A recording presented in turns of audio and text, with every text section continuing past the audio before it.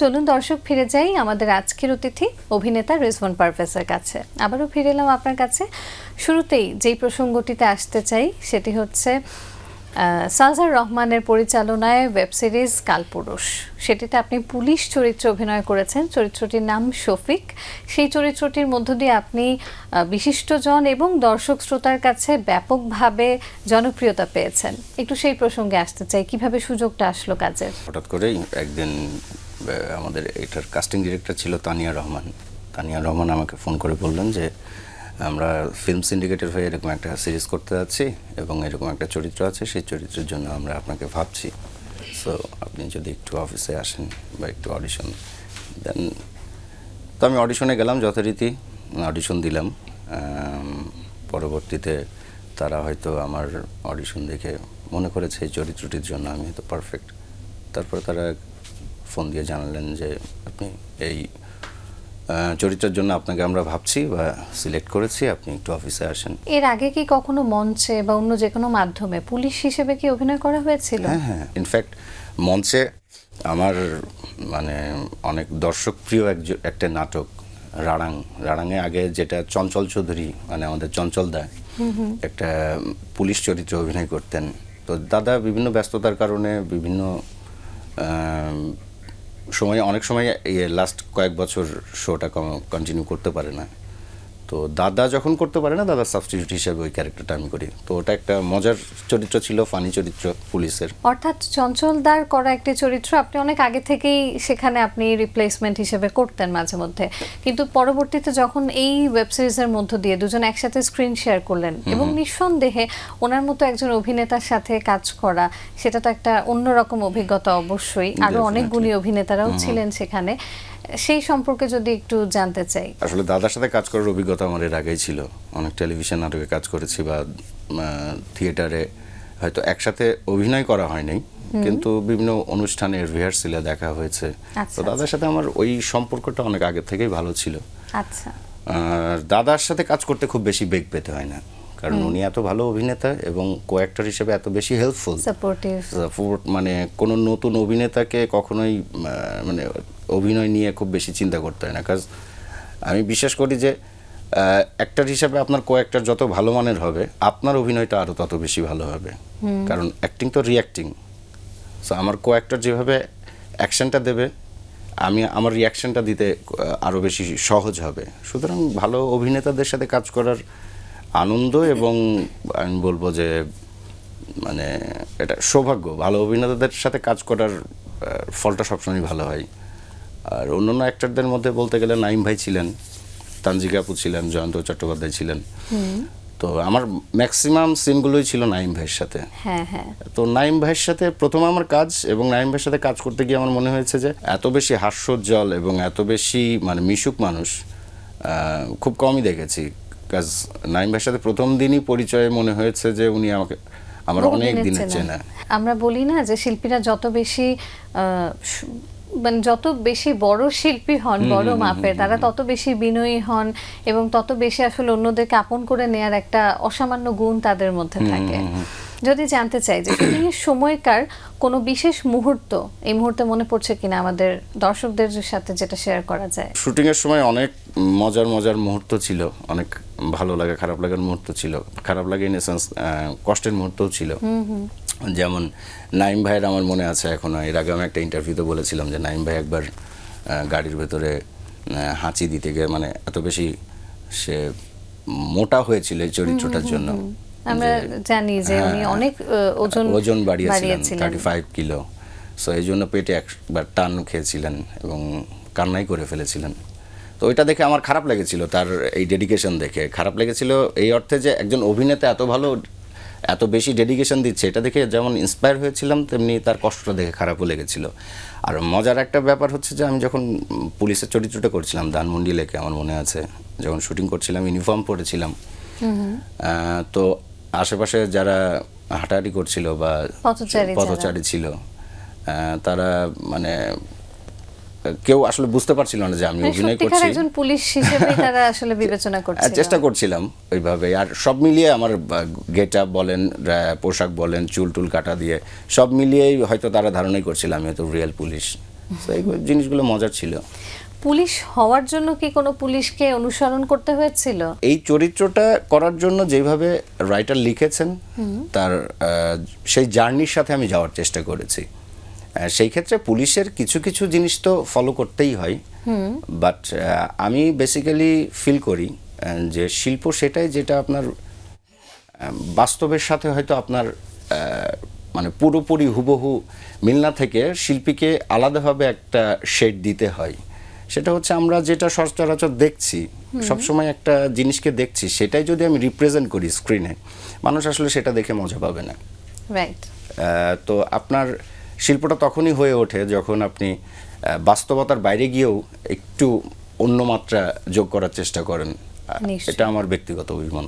শফিক চরিত্রের ক্ষেত্রে শফিক তো আসলে বিভিন্ন জায়গায় বিভিন্ন পেশার মানুষদেরকে যখন তাদের কাছে যাচ্ছিল তখন বিভিন্ন ধরনের রিয়াকশন পাচ্ছিল, কিছু কিছু মজার মজার কিছু দৃশ্য আমরা দেখেছি, সেগুলো সম্পর্কে যদি আপনার কাছ থেকে একটু শুনি। এইখানে সালজার রহমান তো এটার স্ক্রিপ্ট রাইটার লিখেছেন এবং উনি ডিরেকশন দিয়েছেন।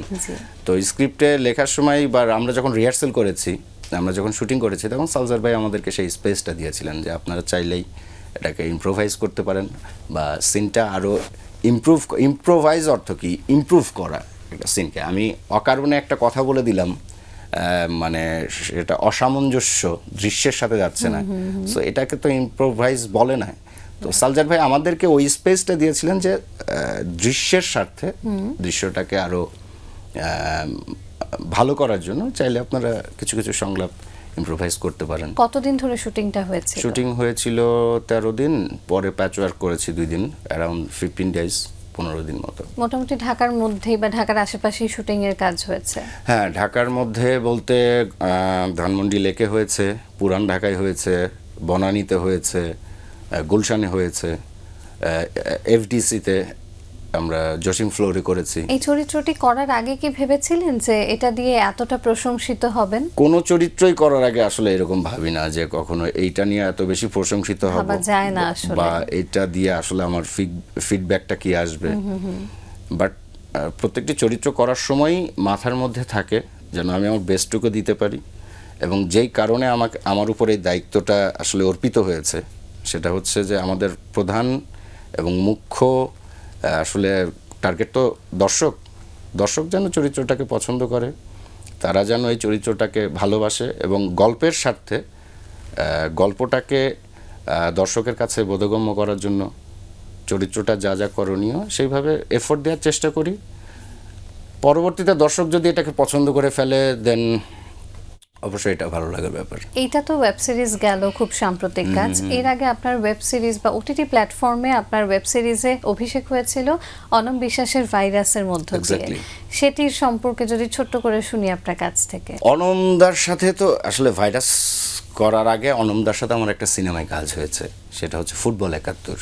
আচ্ছা, ফুটবল 71-এ এই সিনেমাটাতে কাজ করার ফলে অনমদার একটা বিজ্ঞাপনেও কাজ করেছি। দেন যখন এই ইয়েটা আসলো ভাইরাসের শামীম চরিত্রটির জন্য আমাকে বলা হলো, আমি অডিশনে গিয়েছিলাম এবং সামহাউ অনমদা আমাকে খুব পছন্দ করে পার্সোনালি অ্যাজ অ্যান অ্যাক্টর, এবং এই ভাইরাস চরিত্রের যে শামীম চরিত্রটা ছিল খুব ইন্টারেস্টিং ক্যারেক্টার, এবং ভাইরাস গল্পটাই আসলে খুবই মজার। তো এই গল্পটা মানে অভিনয়টা করতে গিয়ে যেই কয়দিন অভিনয় করেছি, আমাদের গেট আপ, মেকআপ, কস্টিউম এবং লোকেশন, যেখানে নেত্রকোনায় একটা ওই যে চীনামাটির পাহাড় বলে ওই জায়গাটায় অভিনয় করেছি, এবং অভিনয় করতে গিয়ে শুটিং করেছি যখন, তখন অলমোস্ট খালি পায়ে আমাদেরকে শুটিং করতে হয়েছে। তো সম্ভবত জুন জুলাইয়ে শুটিং করেছি, তপ্ত রোদ, এই রোদের মধ্যে ওই পাহাড়ে খালি পায়ে উঠেছি, এবং যখন রোল চলছে অ্যাক্টিং করছি তখন কিছুই বুঝতে পারছি না, বাট কাট বলার পরে মনে হচ্ছে যে পা মনে হয় পুড়েই গেছে।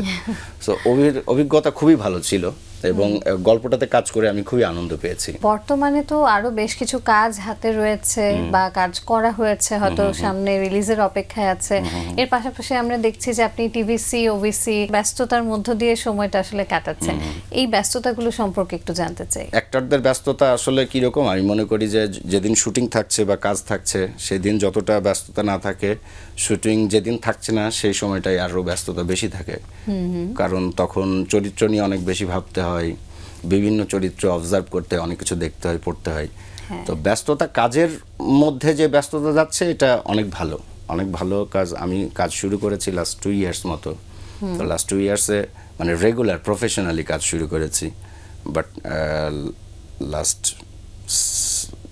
অলমোস্ট 1 ইয়ার কাজের ইয়েটা একটু বেশি বেড়েছে আর কি, নিয়মিত হয়েছে। এখন প্রতি মাসেই অনেক বেশি শুটিং থাকছে, অনেক বেশি কাজের কথা হচ্ছে, এবং কিছু কিছু কাজ ছেড়ে দিতে হচ্ছে, কারণ এই কালপুরুষটা করার পরে আমার 2-3টা ওয়েব সিরিজে একই চরিত্রের জন্য আসলে অফার এসেছিল পুলিশের জন্য।